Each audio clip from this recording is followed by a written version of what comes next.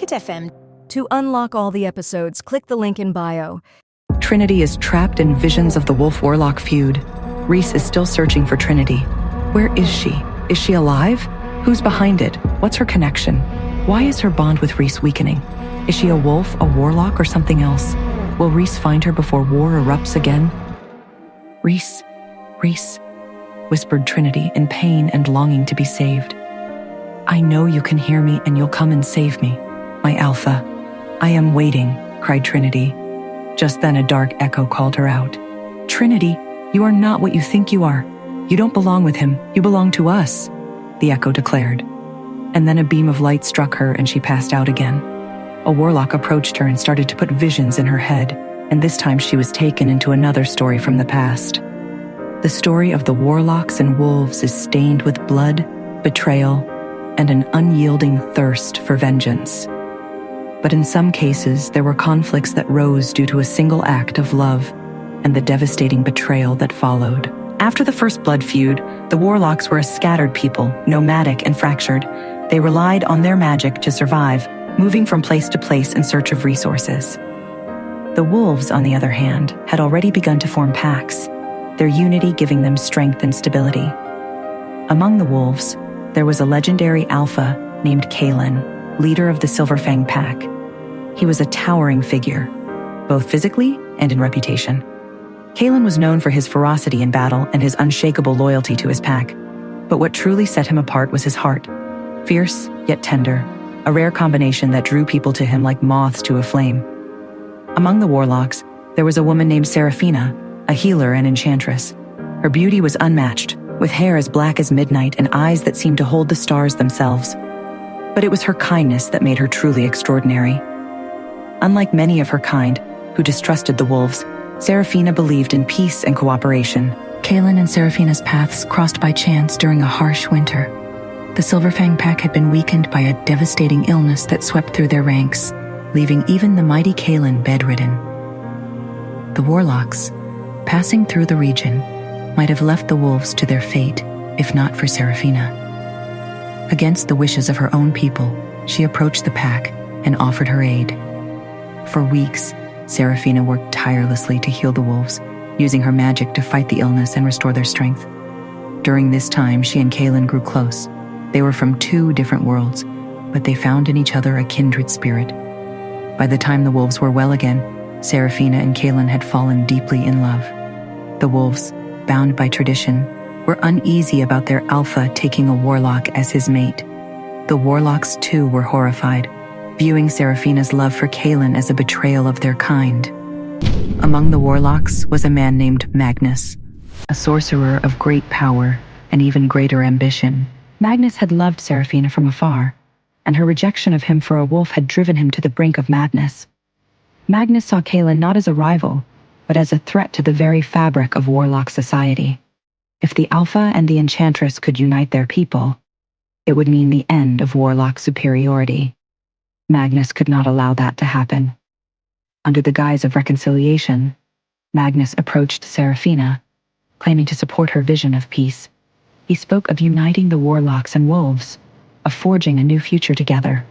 Seraphina, ever trusting, believed him, but Magnus's true intentions were far darker. One fateful night, Magnus struck.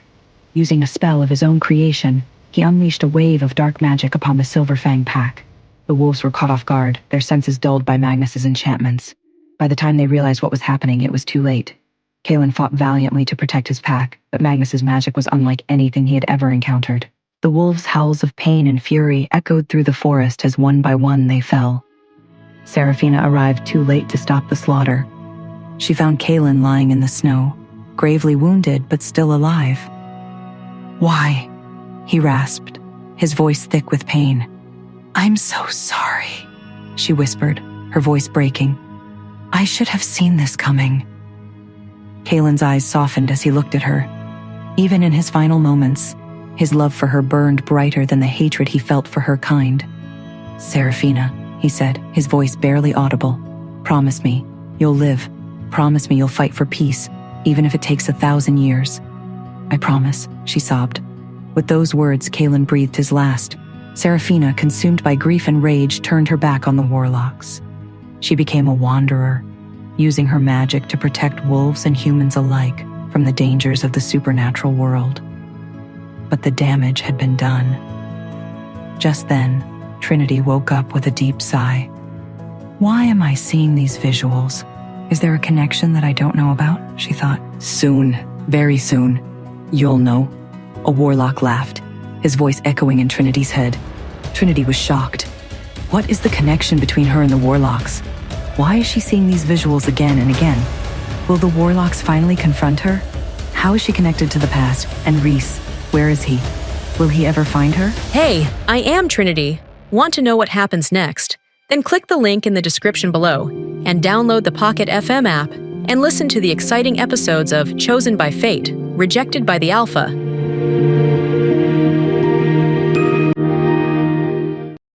Trinity is imprisoned, not physically, but within a series of haunting visions.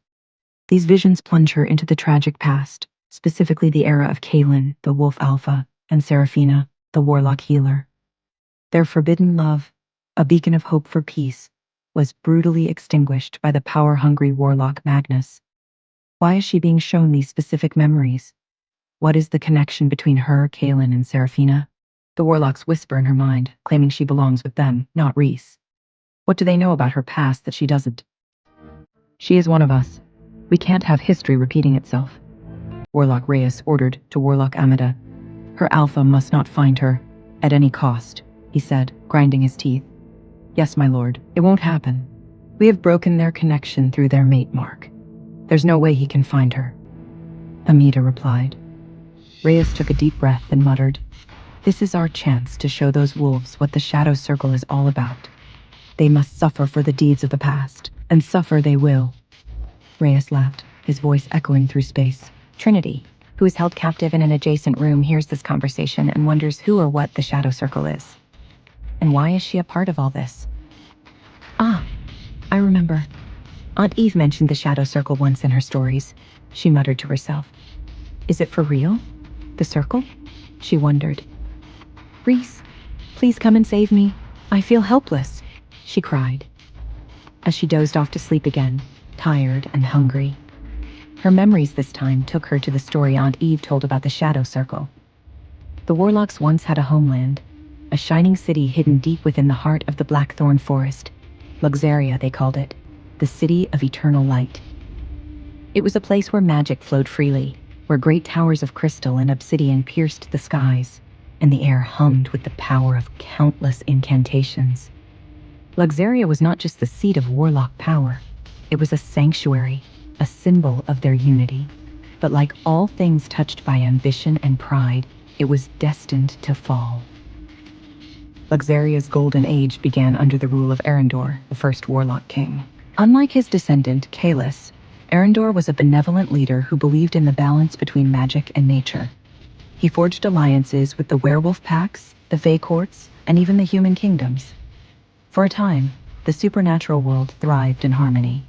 But power breeds envy, and among the warlocks themselves, there were whispers of discontent. Some believed Arendor's diplomacy was a sign of weakness, that he had squandered their potential for greatness. These whispers would grow into a rebellion that would forever change the course of history.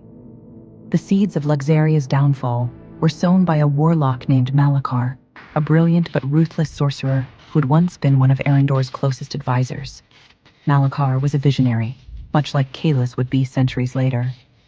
He saw Luxaria not as a sanctuary, but as a throne from which the warlocks could rule the world.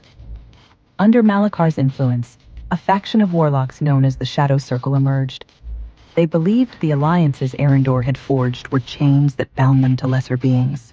The wolves, in particular, were a source of scorn for the Shadow Circle. To them, the wolves were little more than beasts, undeserving of the warlocks' respect.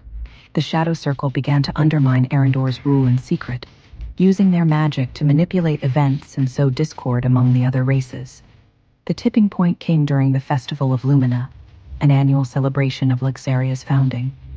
Leaders from all the supernatural factions were invited to the city, including the Alpha of the Moonfire Pack, a young wolf named Kirin. During the festival, Malachar orchestrated a devastating attack. Using forbidden blood magic, the Shadow Circle unleashed a horde of shadow beasts, monstrous creatures born of pure darkness.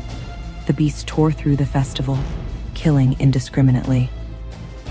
The Alpha of the Moonfire Pack and his closest warriors were among the first to fall. Luxaria, once a beacon of unity, became a battlefield. Arendor faced Malachar in a climactic duel in the Great Hall of the Arcane Spire, Luxaria's most sacred site, Grid. Their battle shook the city to its foundations, magic tearing through stone and crystal. "You've doomed us all, Malachar," Arendor shouted, his voice filled with both fury and sorrow. "No, I freed us," Malachar retorted, his eyes blazing with dark power. "You were too weak to see the truth, Arendor. The warlocks are meant to rule, not grovel before wolves." Their clash ended with Arendor's victory, but at a terrible cost. Malachar's final spell unleashed a wave of destructive energy that shattered the arcane spire and sent shockwaves through Luxaria. The city began to collapse. The fall of Luxaria marked the beginning of the Second Blood feud. The wolves, enraged by the betrayal and the loss of their alpha, declared war on the warlocks. But the Shadow Circle did not die with Malachar. The seeds of his ambition lived on, passed down through generations of warlocks who believed in his vision. And in the present day, those seeds are beginning to sprout once more. As Trinity in her dreams recounts the tale of Luxaria's fall, she couldn't help but feel a strange connection to the story. "What happened to the Shadow Circle?" Trinity wondered, her voice barely above a whisper. Trinity shivered, the weight of the story pressing down on her. She didn't know why, but she felt as if the warlock's history was more than just a distant tale. It felt personal. Deep in her heart, a question began to form. A question she wasn't ready to face. Could the blood of Luxaria flow through her veins? Meanwhile, Rhys desperately searches for Trinity, unaware of the metaphysical prison holding her captive. Will he reach her in time? Or will the warlocks succeed in claiming her for their own, whatever that means? And as the visions intensify, one question looms largest of all. Is Trinity truly what she believes herself to be? Hey, I am Trinity. Want to know what happens next? Then click the link in the description below and download the Pocket FM app and listen to the exciting episodes of Chosen by Fate, Rejected by the Alpha,